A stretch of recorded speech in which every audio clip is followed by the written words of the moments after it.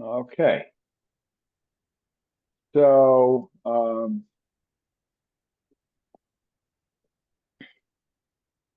good evening. So this will be our last class in Pirkei Avot until the fall.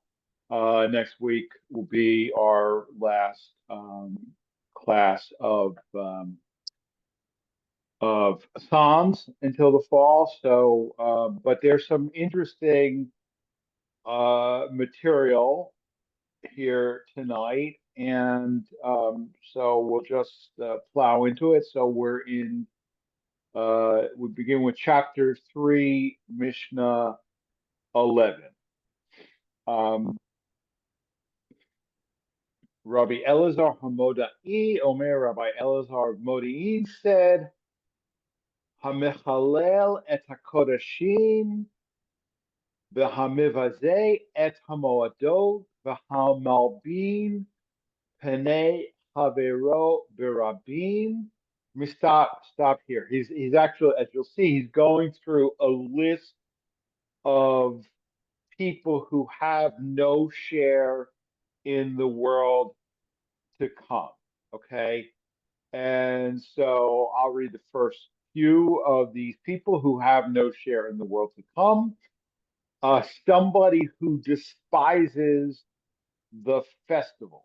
Okay. Now, what that means, according to Bartanura, is somebody who works on Holomoed.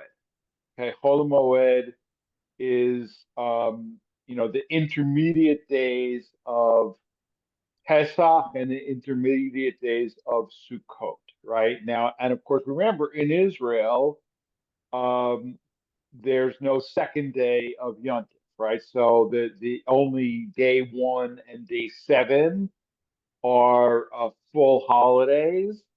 So you've got, depending on when Shabbat falls, you've got either 4 or 5 days of Kol Moed.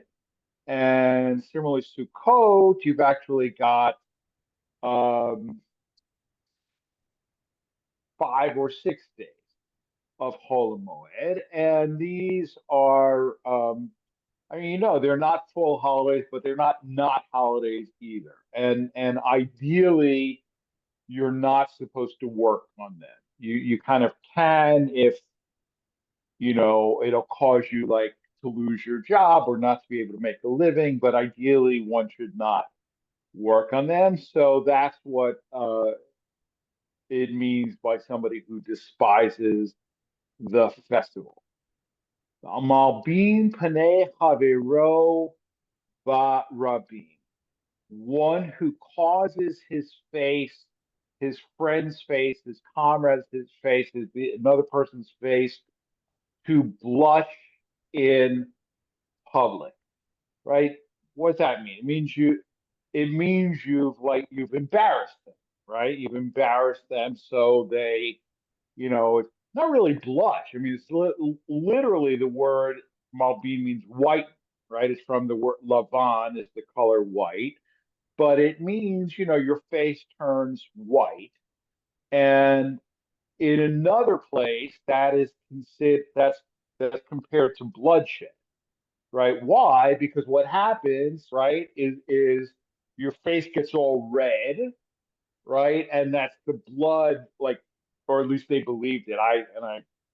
I'm not I'm not a biologist, so I don't know how this really works, but they believe that the blood came rushing to your face and then you know, it left, and that's why your face turned white. And there's all kinds of stuff about um, how sinful it is to embarrass another person in public. I mean, there's a statement elsewhere that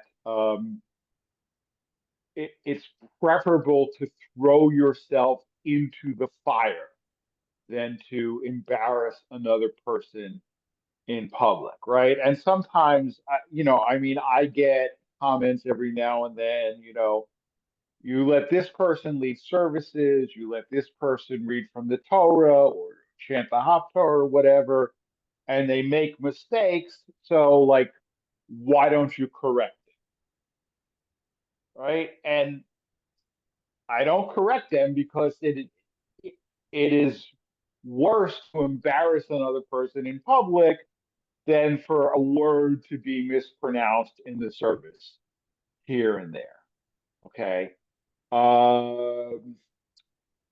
והמפר בריתו של Avraham Avinu alav hashalom, one who annuls the covenant of our father Abraham, may he rest in peace.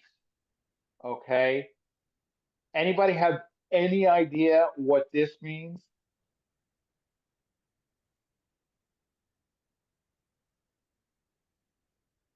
You want to take a guess? You don't go through with circumcision, I think.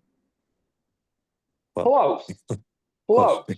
Right? I mean, that is Yeah, exactly, I mean, it is a right. reference To to circumcision, right? I right. mean, you know, and if and the father, well, the father, now let's say the parents say at a brit milah, at a bris, Mhm. you know, Baruch Atah Eloheinu melech haolam asher k'shira mitzvah v'tzivanu lahachniso b'vrito shel Avraham Avinu. You have sanctified us with your commandments and commanded us to enter our son into the covenant of Abraham, right? So this is definitely a reference to Brit Milah, but more likely than somebody not circumcising, because that was pretty universal. And at any rate, um,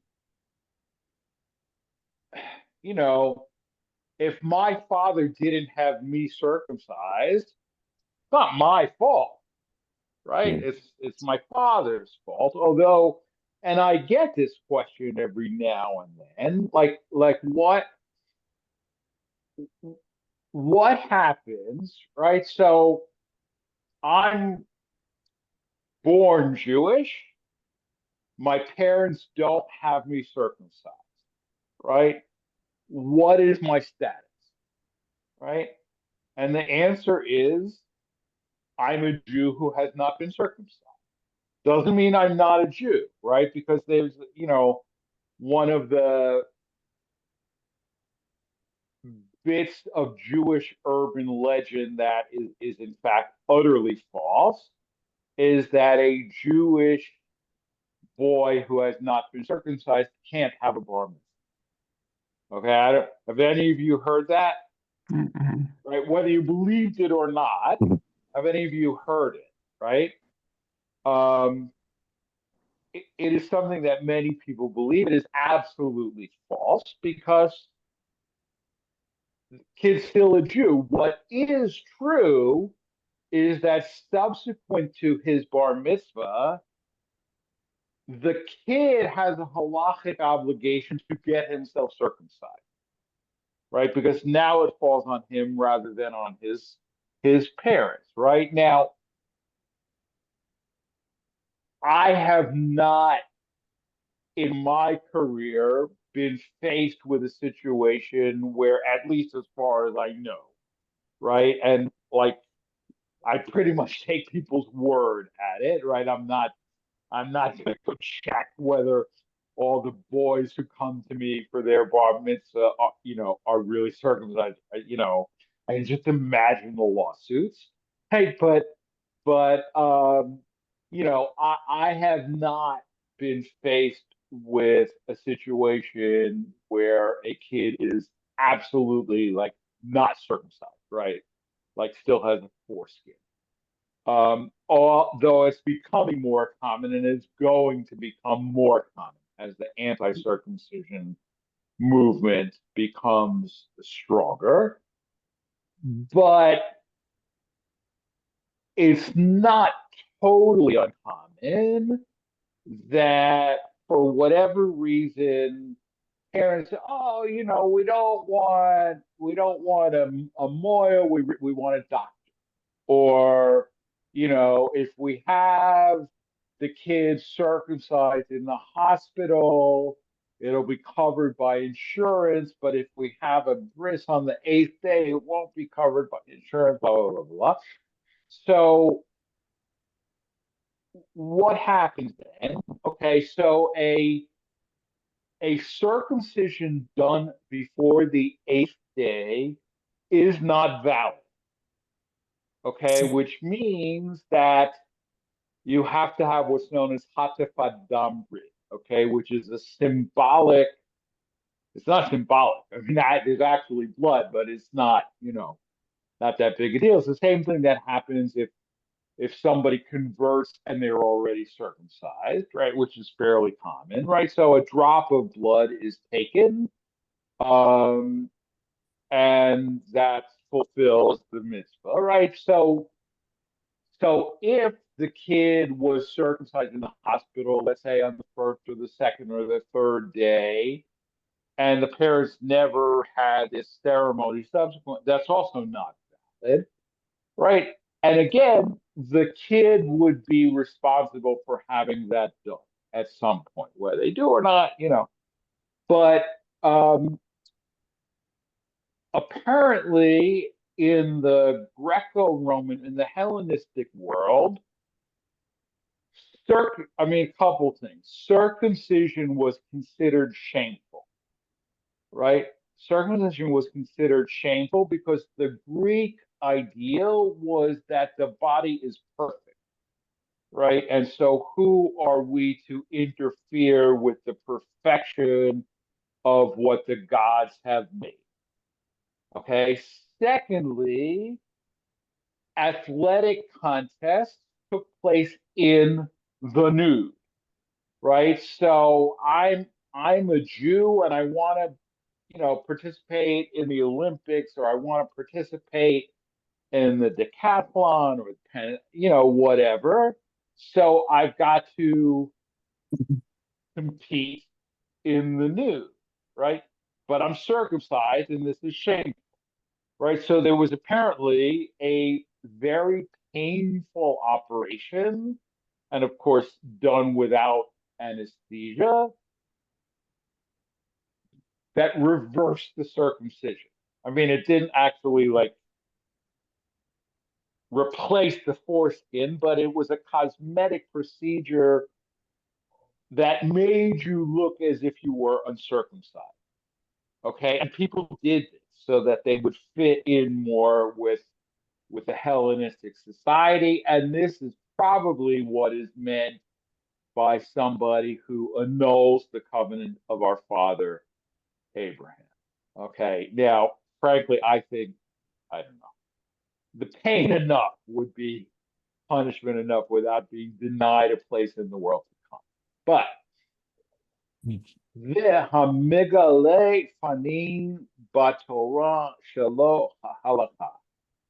All right, which this says who is contemptuous towards the Torah, which I don't think is a good translation. Literally, what this phrase means is somebody who reveals faces in the Torah that are not according to halacha. But faces in Torah means there's saying, in other words, you give interpretations of the Torah that are not in accordance with halacha, right? So, I right, you teach Torah, but you teach it wrong. Your interpretation is wrong, or it's not accepted, right? It's not in accordance with halacha, and we've seen this elsewhere where it's like really important to teach properly, and um, I mean, you have the right, like if so I'm a rabbi and somebody, like I am absolutely allowed to say, and I have said that when the sages decided to treat poultry as meat, that was a mistake, all right? Because chickens don't give milk, right? So there's no way, right? It's all based on, right? Do not boil a kid in its mother's milk. You cannot possibly boil a chicken in its mother's milk. Can't be done. What? So, so I think that that was a mistaken ruling. I am absolutely allowed to say that. What I am not allowed to say is because this was a mistaken ruling, go ahead and enjoy your chicken parmesan, right?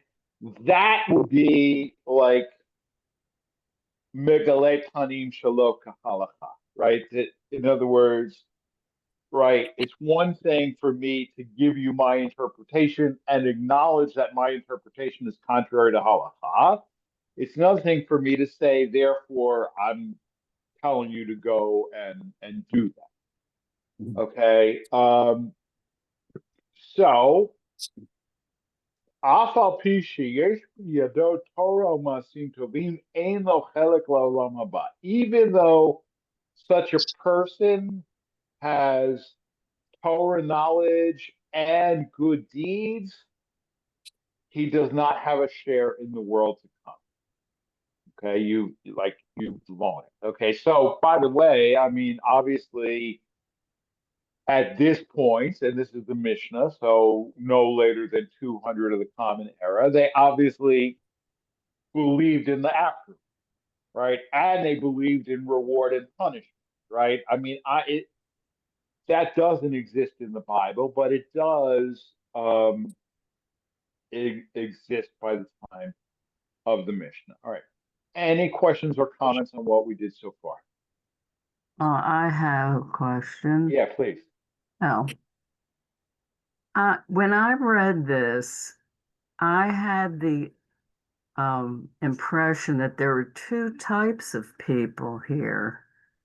One that is described up to the point of causes his fellow's face to blush in public and annuls the covenant.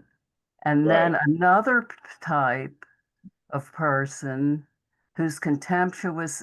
This seems to be separate from that other No, they person. are. It's not saying that you do all four of these things. You do any one of them. Okay, because it seemed like there's one category.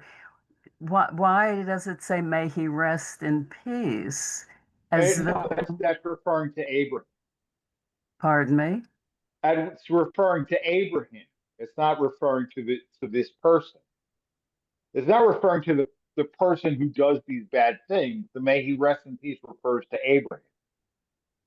Oh, okay. Yeah. Oh, I see. Yeah. That's why I Yeah. thought that doesn't make sense. Okay. No. If you read Toda it the way you Rabah. read it, it wouldn't make sense. Right. No. Our father Abraham, may he rest in peace. Okay. Yeah, it actually would be better if they didn't have that comma in there. It would be easier to understand. Yeah. Okay. Now I see. Yeah. But it's like if you do like you don't have to do all four of these things to Right. lose your place in the world to come. You just all you have to It's do only the is last one about the Torah that really counts, is what it's no, is no, no. right. Any Now I one of know, these four but things, I'm just you saying lose your how I place. Yeah. misread it is how I Right. okay. Okay. Um, Rabbi, yeah. so was a prohibition against eating chicken and milk also in biblical times, or was No. that decision by the rabbis? That's no, that is Mishnaic slash Talmudic. Okay. I mean, there's a debate in there's certainly debates in the Talmud. Okay, and from like who's on which side, it seems, and I know this only like through secondary sources, that in the Galilee, chicken was considered part. Um, but it doesn't. Uh, this is the second time today I'm having this discussion. Things tend to cluster, but look, there's nothing in the Torah, in the text of the Torah, that says you can't have meat and dairy together, per se, right? The text of the Torah says, do not boil a kid in its mother's milk, right? That's what the text of the Torah says, right? Everything else is a rabbinic interpretation of the text of the Torah. Right now, to be fair, the Torah says that 3 times, right? And so the underlying assumption of all rabbinic biblical interpretation is that there's nothing superfluous in the Torah, right? So if it says it 3 times, it means 3 levels of prohibition, right? So the first level would be actual, you know, boiling, like literally boiling a kid in its mother's milk, right? The second level would be eating meat and dairy together, even if it's not, this kid and this, right, mother. And then the third level would be the separation of utensils and so on and so forth. Okay. Um, but to what extent they actually observed it that way in biblical times, there's no way of knowing. But certainly by the time of the Talmud, that's what was done, right? But it's not clear that they considered poultry to come under that prohibition. And by the way, to this day, it is not the case that chicken is considered meat. Chicken is treated as meat, right? It's, I mean, that's a fine distinction, but it's a distinction nevertheless. We treat poultry as meat. It's not that poultry is meat, okay? I mean, they understood the biology involved in, the fact that birds don't give milk, right? So we treat it as meat, and there are all kinds of explanations as to why. I mean, the two most common are, all right. So there's this concept called marit ayin, okay, which is like you're not only it's not only that you're not allowed to sin, you're not allowed to appear as if you're sinning, right? So that poultry looks like meat. I I mean, nobody observes that these days, right? Because, I don't know it. I mean, I know plenty of people who don't keep kosher who think that you shouldn't be able to have a veggie burger with cheese, right?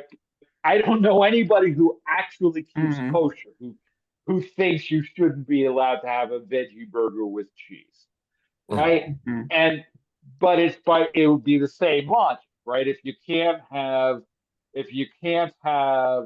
cheese on your chicken because it looks like you're sinning, I mean, then you certainly can't have cheese on your Beyond Burger because it really looks like you're sinning, right? Because A Beyond Burger or an Impossible Burger looks a lot more like, Right. Mhm. right? But no, nobody, I mean, plenty of people say that, but I don't know anybody who keeps kosher who says that. I only know people who don't keep kosher who say that. But I understand that, and again, I wasn't around at the time, but when margarine first became like on the market, rabbis said that you had to serve margarine in the wrapper, right? As opposed to like in a butter dish, so that people would know that it was part, right? I mean, again, nobody holds that way anymore because we all, right? We know about margarine. We know about non-dairy creamers. We know about veggie burgers. Conversely, we also know about vegan cheeses, which are par, right? So, so I mean, that argument might have held water in the Talmudic times. It doesn't today. And the other is that Jews ate like four-legged animals so rarely that they decided to treat poultry as meat so that the prohibition wouldn't like lapse and be forgotten. Okay, that actually makes more sense to me, right? Because there are Mhm. certain things that like people didn't do them because they never had the opportunity to do them, and like people forgot about the thing that even existed. So that I think is a more rational explanation, right? But again, that wouldn't hold water for us, right? Because like I mean, unless I don't know if anybody here is a vegetarian, right? But assuming that nobody here is a vegetarian, when do we eat meat? Whenever Holidays. we what? During the holidays, Rosh Whenever we Hashanah. feel like Right. it, Well, right? yeah, Right? We whenever right. no, I mean it's like it's an interesting argument that was made, and I know we're going far afield, but whatever. I mean that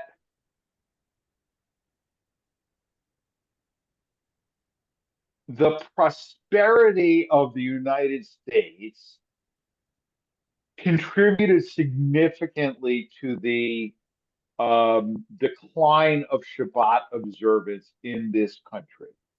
Okay, because in the old country, when did people eat meat? Right, and by meat we really mean chicken, right? Because they pretty much never ate beef, right? When did they eat chicken? On Shabbos, Shabbat. right? Most people only ate fleishigs on Shabbos or Yom, right? When did they eat white bread? Shabbos or Yom, right? The rest of the week it was black bread, right? When did people drink wine? Shabbos or Yom, right? Because that they couldn't afford it. All right. Come to America. When do we eat inflation? Whatever we feel like, right? When do we eat white bread? Yeah. All the time, Mhm. right? When do we have wine? Whenever we feel like it, right? And so Shabbos is not like it doesn't feel different, right? But if every day is Shabbos, then no day is Shabbos, right? So again, I mean, I don't know if that argument is actually true or not. I don't know how you could prove it one way or the other, but I think there's actually something to it. All right, so let's move on to the next Mishnah. I'm gonna not delay too much on this one, or well, Next one a little bit more maybe. But Rabbi Yishmael Omer, Rabbi Ishmael said, Havekal lerosh b'noach letishchoret v'havei mekabel et kol ha'adam b'simcha. All right, this is actually, there are a lot of different ways to translate this. I mean, the Hebrew is not that easy, right? I mean, each word or some of these words could mean more than one thing. But Rabbi Ismail said, be supplement to a superior, be suppliant to a superior, right? In other words, right, be deferential or, you know, to your boss or to, somebody in authority, and submissive under compulsory service, and receive every person happily. Okay, like be nice to everybody. Okay.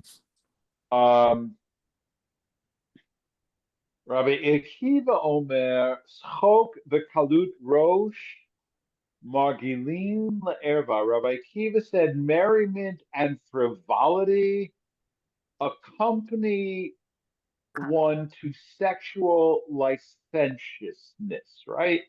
Which, I mean, actually kind of is true. I mean, people do, especially if you throw alcohol into the mix, people do stuff that they wouldn't normally do.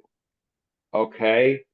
So this is but the rest is a sayag. Everything else are fences. Masoret sayag l'Torah. Tradition is a fence to the Torah. And what does that mean? I'll tell you what it seems to mean, right? Masoret, I mean, it means tradition, but it can also have like a specific meaning. Like, have any of you ever heard the term the Masoretic text? Mhm. Yeah. Right? The Masoretic text means the Hebrew text with vowel points as handed down by the tradition, right? That's what the word Masor means, tradition, but literally, like limstor something is to hand it over, right? So tradition, Masoret, is something that was handed down from previous generations, right? And sometimes, I mean, how do we know what the text, not merely what the text means, but what the text actually says, right? Because remember the the text doesn't have vowels, right? The text doesn't have vowels, and the vowels were added centuries later. In fact, centuries later, even than the Mishnah. Right? The Masoretic text is from like I don't know, somewhere between the 6th and 9th centuries. Okay? But it was handed down previously. Like, off the top of my head, I can't think of a word that could be read in different ways depending on how you put the vowels, right? But there are, right? So how do we know how this particular word is pronounced and therefore what it means? Tradition, right? Tradition, and that's what it means. But what it says, tradition is offense to the Torah. Tithes a fence to wealth, and vows a fence to abstinence, right? And offense, right? Again, in this context, what does it mean when we say something is offense, right? It, it means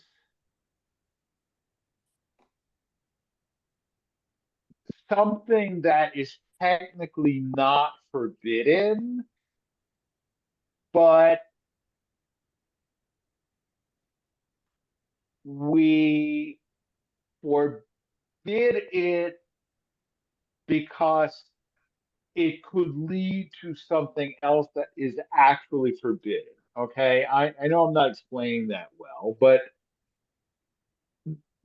there is a concept called muktzah.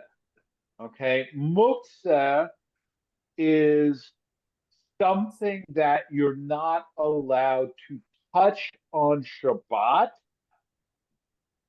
because its only usage is something that violates Shabbat. Okay. For example, right? So this pen, this pen is muktzah. Okay. Why is it muktzah? Right? Is there anything in the Torah that says thou shalt not touch a pen? No. No, right? Touching a pen does not per se violate Shabbat. Writing violates Shabbat, right? What do you do with a pen? You write with it, right? Mhm. I mean, that's the only usage that it has, right? Now, when I was growing up, this part of the pen had another use, right? And it was to rewind a cassette tape, right? But right, we don't have them anymore, right? So the only thing we right, the normal thing that we do with a pen is we write with it. Okay, if you can't touch a pen, you're not going to accidentally write with it, right? Oh, I forgot, right? So a pen is muktzah, right? Um, that's the easiest example, right? So muktzah is a fence for Shabbat observance, right? Is this fence for Shabbat observance? And you could say maybe, I don't know, treating chicken as meat is a fence for kashrut observance, right? Or maybe it once was. Again, now, with veggie burgers and whatever, harder to say that, right? So um, if you pay your tithes, that is a fence to wealth. I'm not sure exactly how that's supposed to work, but if you pay your tithes, I don't know, you'll be wealthy. Um, and if you make vows, you will avoid, committing sexual transgressions. Sayag lechokma shtika. Silence is a fence to wisdom, right? Um, right. And I think it was like Mark Twain who said, it's better to be silent and let people think that you're stupid than to open your mouth and remove all doubt. Um, right. But the same thing appears in Jewish literature, right? I mean, you know, you can sometimes appear wise simply by not opening up your mouth. Um, all right. Now the next Mishnah is really interesting. All right.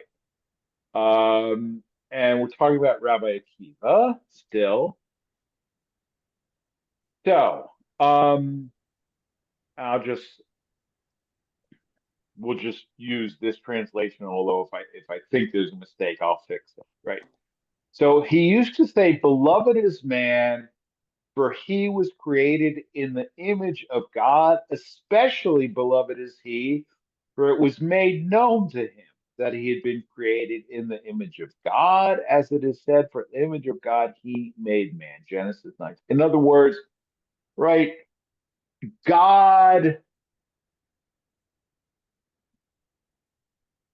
bestowed a benefit on humanity in that we are created in the divine image, right?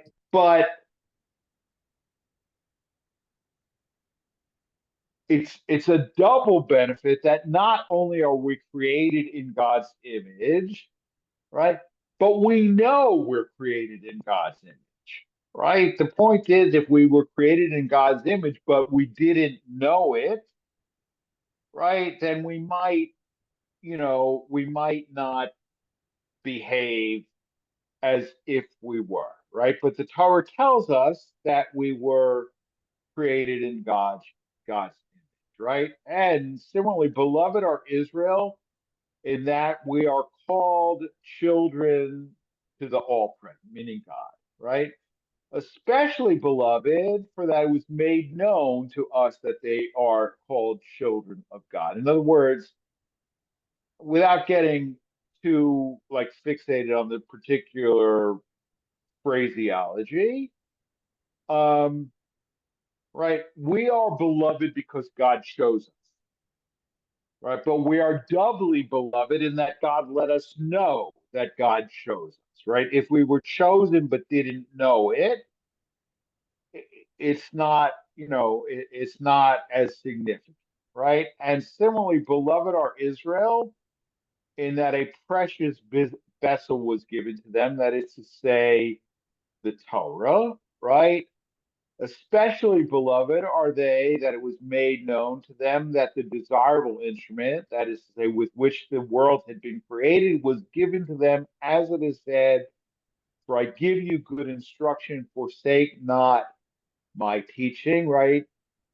Which we say, like when we put the Torah back into the ark, right? Ki lekachtov natati lachem torati al ta'azovu, right? Behold, a good doctrine has been given unto thee, forsake it not, as I grew up, right? Reading. But what's interesting here is the phrase, right? The desirable instrument with which the world had been created was given to them. Okay. I believe we've discussed this before, so I don't want to get too bogged down on it, but this is the doctrine of the pre-existing Torah, right? In other words, the, the desirable instrument with which the world had been created, right? Right? Meaning that the Torah is the blueprint of creation, right? The Torah pre-existed even the creation of the world, right? Because otherwise, how did like God woke up one morning and said, "Okay, I'm going to create the world." Okay, fine. How did God know how to create the world? Right? How did God know how to create the world? He's the klabo, right? To uvara alma. He looked in the Torah and he created the world. Right? God knew how to create the world because the instructions were in the Torah, right? Meaning the Torah pre-existed creation. And if you think, wait a second, right? Anybody familiar with the Gospel of John?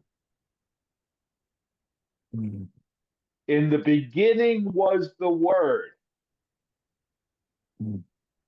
It was in the right in the begin, right? Bereshit bara Elohim, right? In the beginning was, right? But in the beginning was the Word, and the Word was with God, right? That is the doctrine of the pre-existing Torah. And by the way, the Gospel of John is about the same. It's contemporaneous with this. So it's not, I mean, that idea was out there and it made its way into the Gospels. But the doctrine of the pre-existing Torah. Okay. Now I do want to go on to the next Mishnah. Um,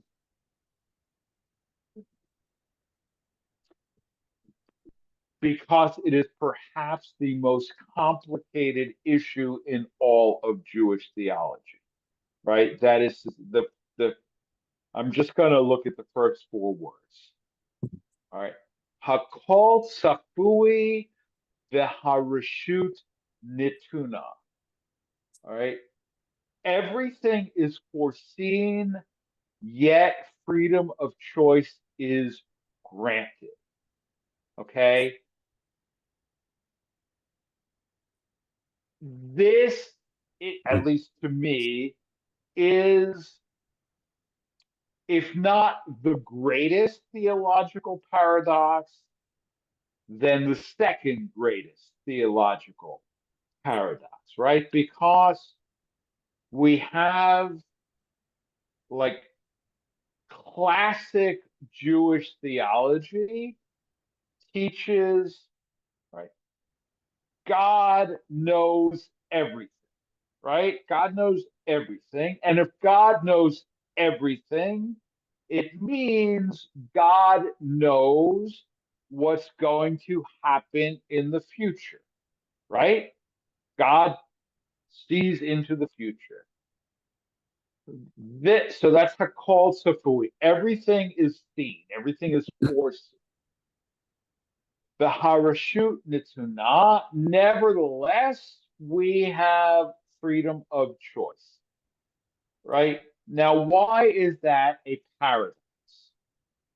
Okay, it's a paradox, right? Because, all right,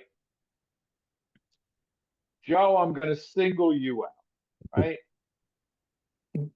God knows what you are going to have for breakfast tomorrow, Mhm. right? If God knows what you are going to have for breakfast tomorrow, you may think that you're going to wake up tomorrow morning and say, oh, do I want the cornflakes? Do I want the yogurt? Or you think you have free choice, but you don't, right? Because if God knows what you're going to choose, right, that's what you're going to choose. You don't have free will. Mhm. You only think that you have free will, right? But on, go ahead, Joe. No, yeah. I mean, haven't we also discussed that God, although God is all knowing, God hopes that we'll make the correct choice, at least the correct ethical choice. Right, Yeah. but how does Yeah. that make sense? Well, it doesn't It necessarily. doesn't, right? No. I mean, and that's why Yeah. it's a Right. paradox, Right. right? And Rabbi Akiva solves it by simply asserting it to be the case. But Right. Rabbi Akiva doesn't attempt to explain how it can be the case, right? Um, but it has to be the case, or else, you know, it's absolutely unjust for God to hold us responsible for our sins, right? I Mhm. mean, if, right, I mean,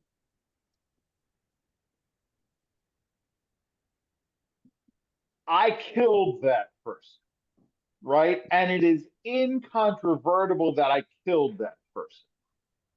And it was absolutely not in self-defense, right? How can what argument can be made by my attorney to not convict me of murder, right? You lacked free Insanity. choice. But You- if I'm insane, I don't have free choice, yes, right. You lacked free choice. Right. right? If I don't, right, I lack, exactly, I misheard you. I Right. lack free choice, Right. right? And if I lack free choice, it's not just to hold me responsible, Right. right? But God holds us responsible. So we have to have free choice, right? But we don't have free choice if God knows what choice we're going to make. Right now, the only argument, I mean, there are arguments that have been made. I don't know whether they hold water. B, um, we don't have a lot of time, but one would be like, I mean, the basic arguments are all variations on the theme that time to God is not the same thing as time to us, right? So that, all right, you're watching the movie Titanic, right? You know that in the end, the ship sinks, right? Um, does your knowing that affect whether the ship sinks or not? It doesn't, because you are watching an event that has already occurred, right? Which depends on the linear nature of time, right? But just because time is linear for us doesn't mean that time is linear for God, right? Behu haya, behu hove, behu yeh, betis bara, right? God was, God is, God will be at the same time, right? The other thing is that, like, you're standing on a mountaintop, right? And you see train tracks that crisscross each other, and two trains are approaching at a right angle, right? And you know that they're going to crash, right? But you can't do anything about it, right? You're observing that is not what made them crash, right? They would have crashed whether you were observing it or not, right? But that all depends. Like I say, the only argument that like remotely makes sense is that time is not the same for God as it is for us, right? But I'm not, of course, not.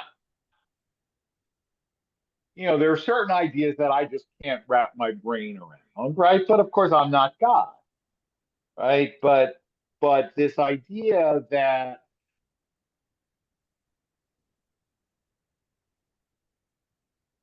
of God knowing the future and yet we have free will. I mean, you have two basic axioms of Jewish theology that don't, like, to me, they don't really play nicely with each other, right? But Akiva's resolved them, but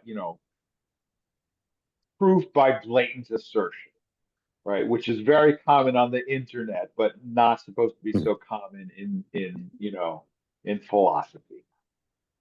Anyway, yeah, Rabbi? Stu. Yeah, when you first brought this up, I was kind of thinking the same thing that you just talked about. Like, when you know something's going to happen, it doesn't mean that you are in charge of what happens. It's, to me, that makes common sense. Like, you can kind of know, you could look at a convict and someone who's continuing to make the wrong decisions, and when they're faced with something and all the things add up, you Right. kind of know what decision they're going to make, but yet you're not really controlling their decision. So I could see that. I mean, I see your point, like about the free will, but to me, I don't see a conflict between knowing what's going to happen and not having, control over it.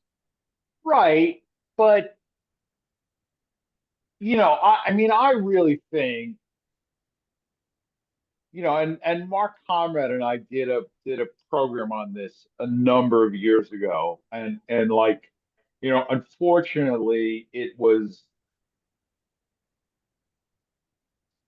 before we sort of hit on the idea of like taping everything. So we had this discussion, but you know, it's lost. But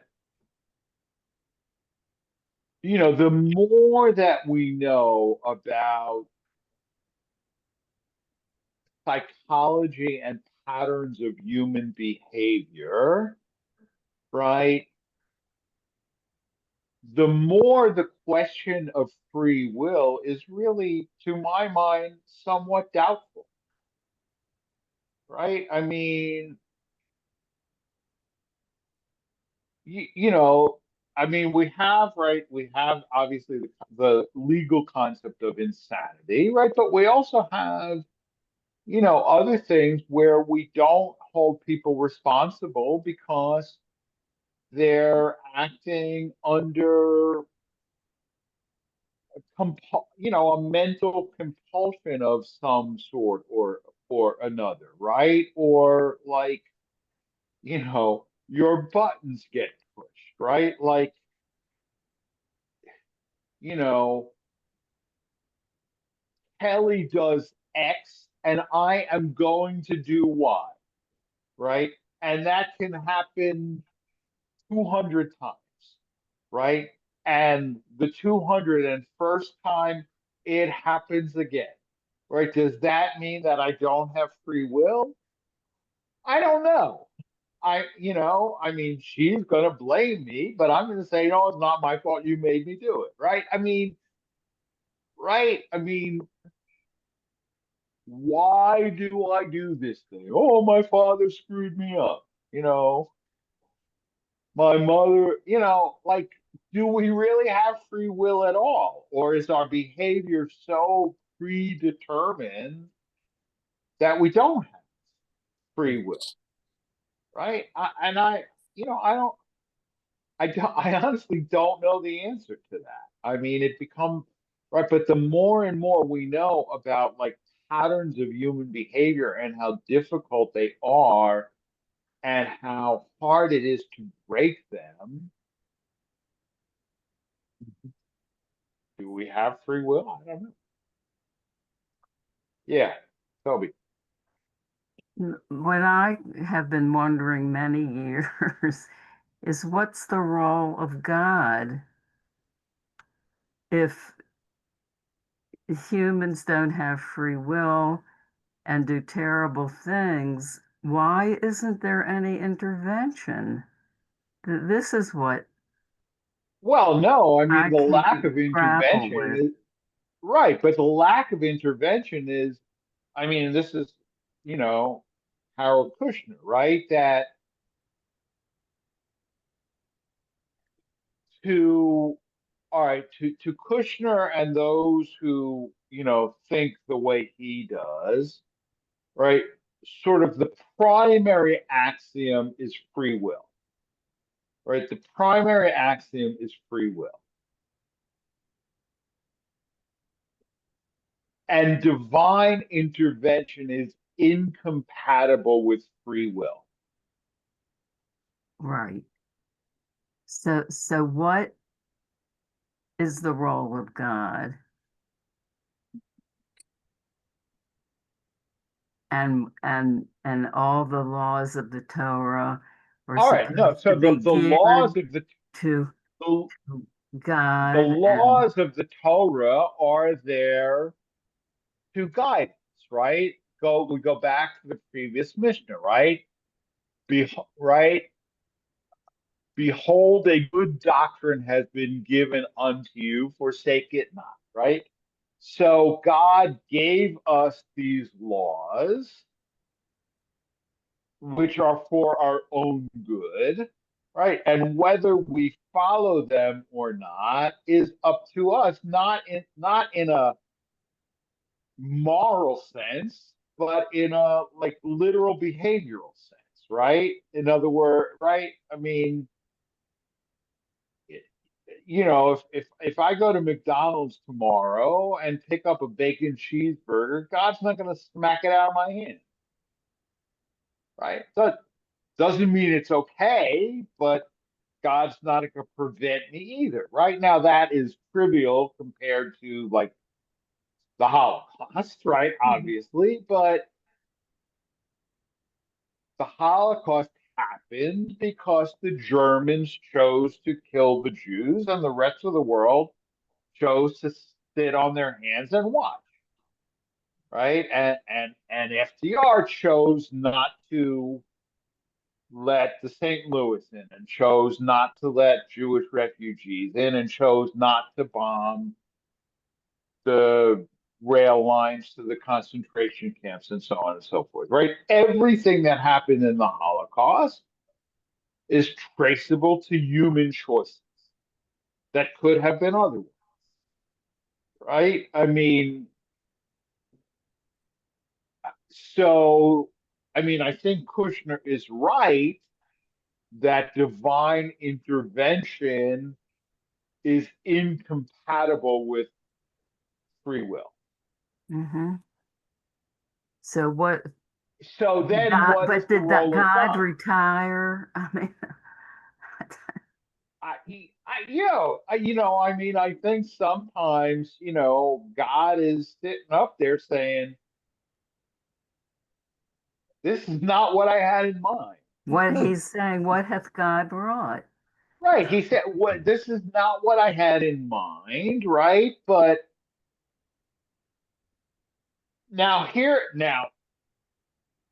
but here is where, to a certain extent, that's on God, right? Because God hit the reset button once, right?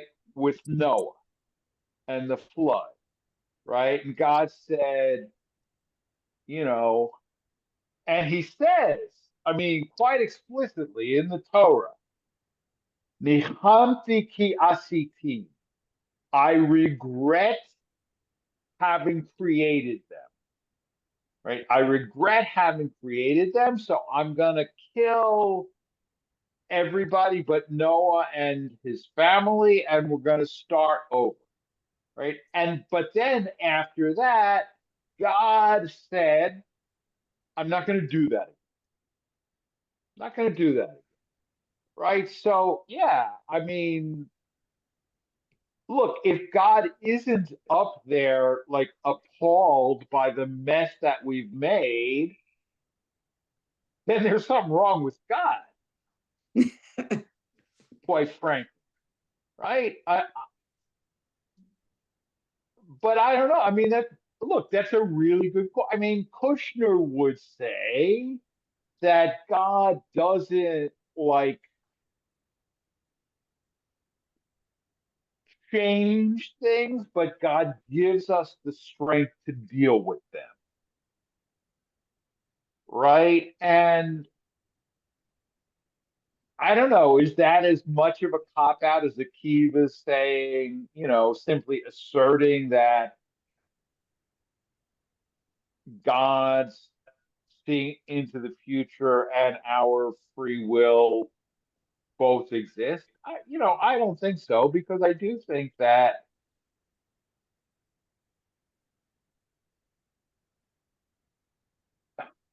many of us go through unspeakably horrible things, right? But our community helps us get through it, right? It doesn't make it all better. It doesn't take the pain away. It doesn't undo the horrible thing that happened.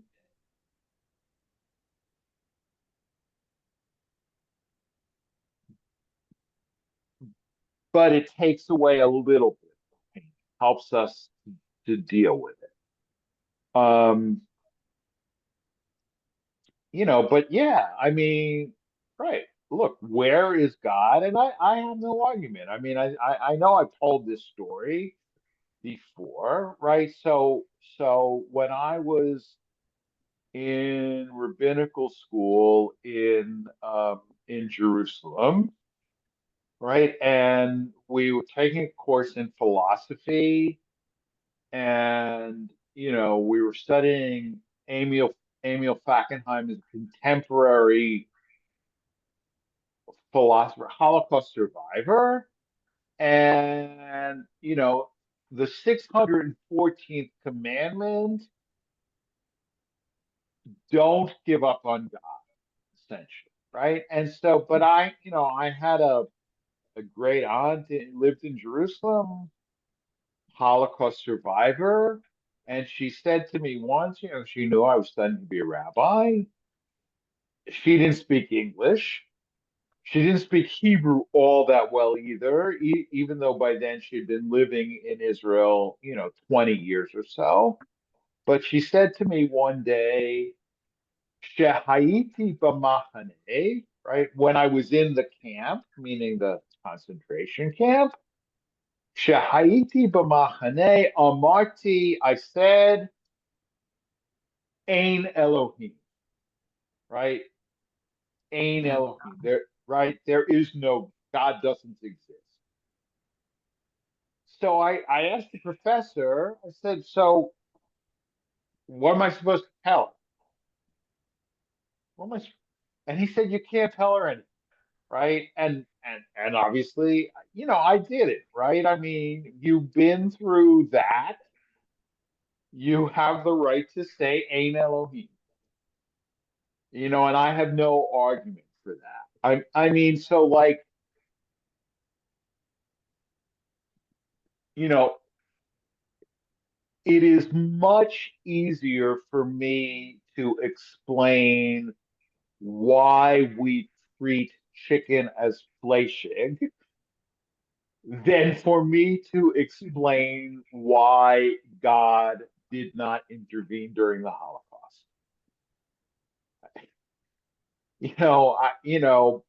Because frankly, anybody who can explain that to you is a fool or a charlatan, I think. Right? There are certain things that just can't be explained. And I have no answer for that. And I don't think we're supposed to answer, right? We're supposed to like love each other. We're not supposed to have answers for certain things. We're just supposed to love each other. And we do a pretty shitty job of that sometimes. But anyway, good night. Thank you. Good night. Thank you, Rabbi. Thank Shabbat you, shalom, everyone. Rabbi. Thank you. Shabbat Thank you. shalom. Shabbat shalom. Good night. Good night. Have a good vacation if you're Thank going you. away. Yes, enjoy. Thank you.